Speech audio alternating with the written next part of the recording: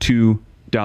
That is what a bag of this powder costs at the feed store down the road, and it is the same powder that quietly outperforms the $40 bottle of pesticide sitting in your garage right now. Picture it. It is a warm Saturday morning, coffee in your hand, bare feet on the grass, and the lawn looks decent from the kitchen window. Then you walk closer, and you see them.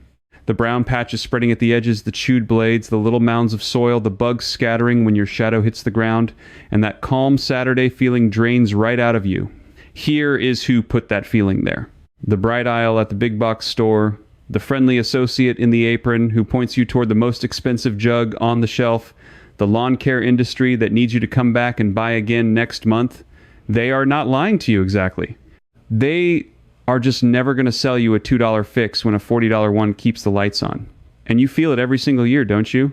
You spray, the lawn looks good for a couple of weeks, and then the patches creep back in. Same spot, same time, same defeat. You spend the money, you spend the weekend, and by August you are standing in the same brown spot you stood in last August, wondering what you are doing wrong. Here is the truth. Most people are fighting their lawn the wrong way entirely. They reach for the chemical spray, they soak the whole yard whether it needs it or not, and they water at the wrong time of day on top of it, and nothing changes. The bugs come back, the patches come back, and the bottle empties faster than your wallet can keep up. So today I am going to show you two things. First, why the most common pest and patch problem on your lawn never actually dies from the spray you are using and the cheap powder that kills it by a completely different mechanism.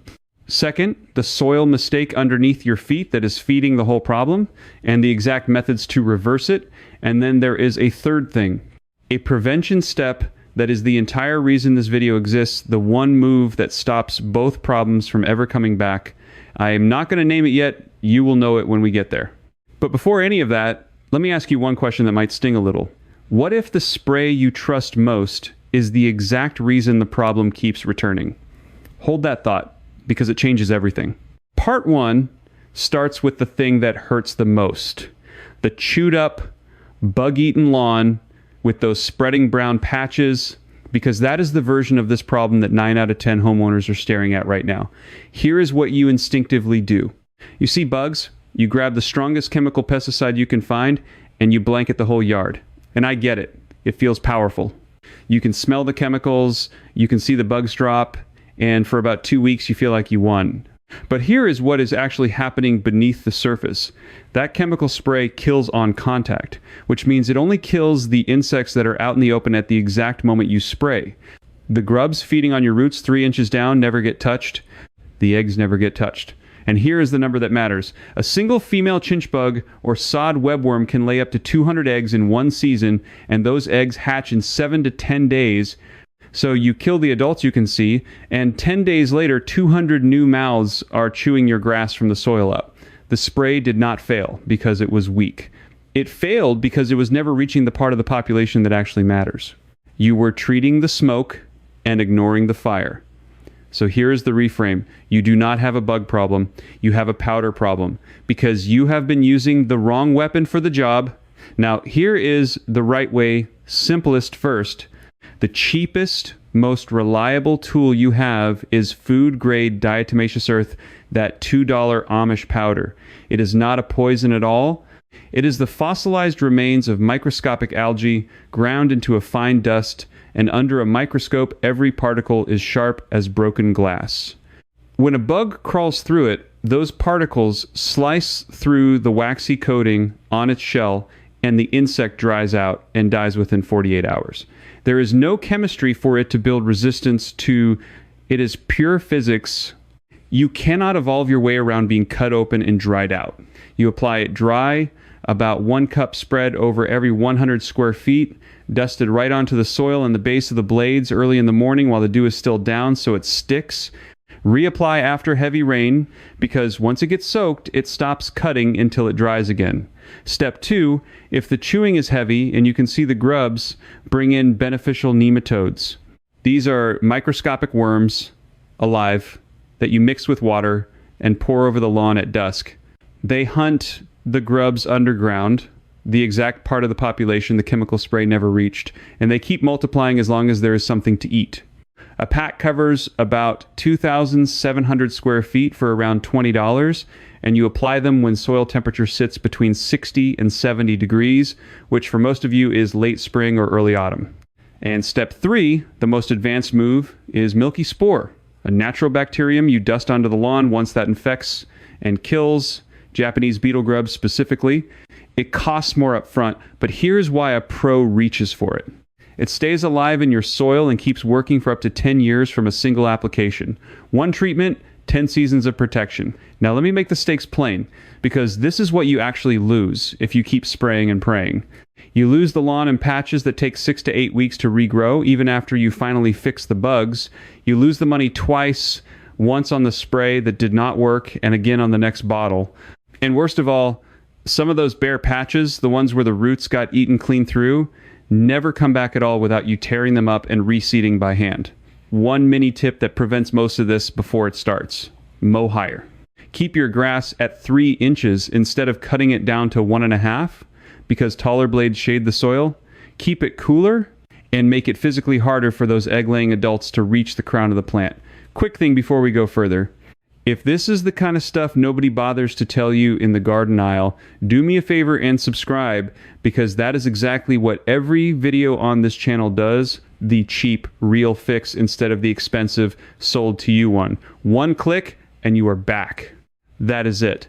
And if you want to go even deeper than what one video can hold, I put a link in the description worth checking out.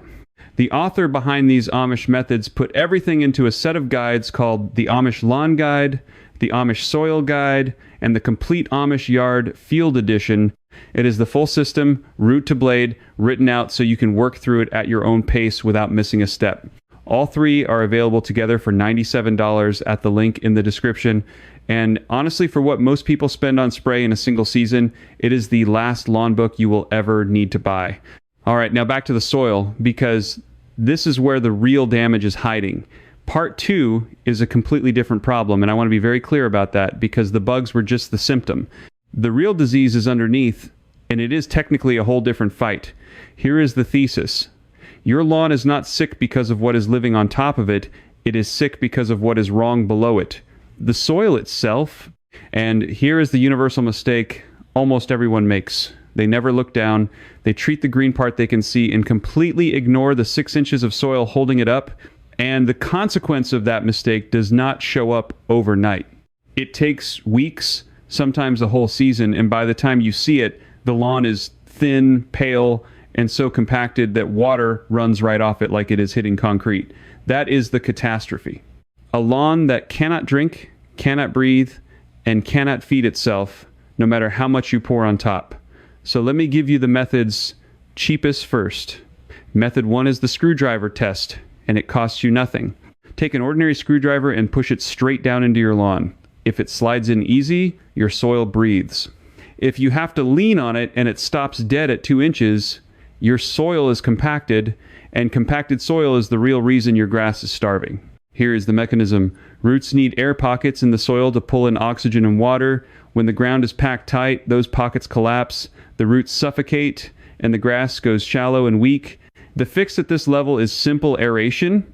You pull plugs of soil out of the ground, either with a rented core aerator for about $60 a day, or a manual fork for the price of nothing but your sweat, and you do it in spring or autumn when the grass is actively growing. Those holes let air, water, and nutrients reach the roots for the first time in years. Method 2 is top dressing with compost, and this is where the $2 Amish powder comes back into the story in a second form. After you aerate, you spread a thin 1/4 inch layer of fine compost over the whole lawn, and you brush it down into those holes you just made. Here is why it works. Compost is alive. It is loaded with billions of microbes that break down the thatch, choking your lawn, and slowly rebuild the soil into something soft and spongy that holds water instead of shedding it. You are not feeding the grass. You are feeding the soil that feeds the grass. Do this once a year, and within 2 seasons, you will feel the difference when you walk on it, soft underfoot instead of hard as a sidewalk. Method 3 is the one a professional reaches for, and it is a soil test plus a targeted mineral correction. For about $15, you send a small cup of your soil off, and it comes back telling you your pH and exactly what is missing. Here is why this matters more than any fertilizer. If your soil pH is off, sitting below 6 or above 7.5, your grass physically cannot absorb the nutrients that are already in the ground. You could dump fertilizer on it forever, and it would sit there locked and unusable. Most lawns that look starved are not missing food at all. They are just too acidic or too alkaline to eat it. If the test says you are too acidic, you correct it with a dusting of garden lime. If you are too alkaline, you bring it down with a little elemental sulfur. Either one costs a few dollars a bag and fixes a problem you have been throwing money at for years. And there it is, the second half of the puzzle. Most people think they have a grass problem, but actually they have a soil problem wearing a grass costume. Part 3, prevention.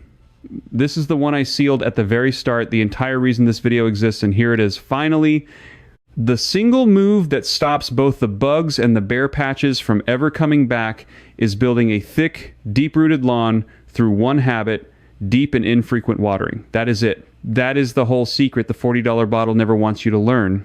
Here is why it works mechanically, in one breath. When you water a little bit every day, the roots stay lazy and shallow because the moisture is always right there at the surface. And shallow roots mean a weak lawn that bugs and drought tear through easily. But when you water deep and only twice a week, the water sinks down 4 to 6 inches, and the roots chase it downward, growing deep and strong into soil that pests cannot reach and heat cannot dry out. The tool could not be simpler. A cheap dial timer on your hose tap, about $12. You set it to deliver 1 inch of water across 2 mornings a week, early, before the sun climbs, so the blades dry off fast and disease never gets a foothold. And here is what that one habit saves you. A homeowner watering shallow every day on a typical quarter-acre lot wastes thousands of gallons and easily $200 a year on water and replacement seed and bottles of spray. This one change pays for itself in a single summer and gives you a lawn that fixes itself. So which one is for you?